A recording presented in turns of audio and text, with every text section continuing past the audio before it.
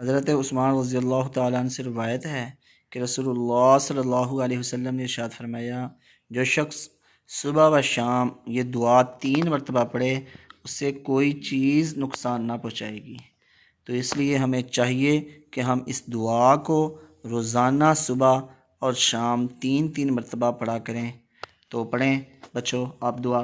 بسم اللہ الذی بسم اللہ الذی لا یضر لا یضر مع اسمہ مع اسمہ شیء شیء فی الارض فی الارض ولا فی السماء ولا فی السماء وہو وہو السمیع العلیم۔ العلیم۔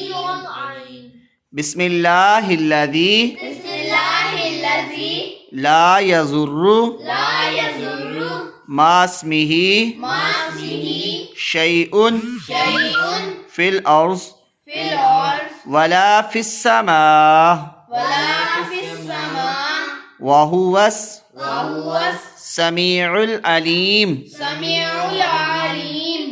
بسم اللہ الذی بسم اللہ الذی لا یضر لا یضر مع اسمہ مع اسمہ شیء شیء فی الارض فی الارض ولا فی السماء ولا فی السماء وہو السمیع العلیم۔ وہو السمیع العلیم۔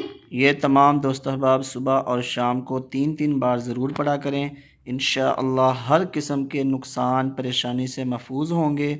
یہ صحیح حدیث ہے مشکوٰۃ شریف کی۔ اللہ تعالی ہم سب کو عمل کی توفیق عطا فرمائے۔ السلام علیکم۔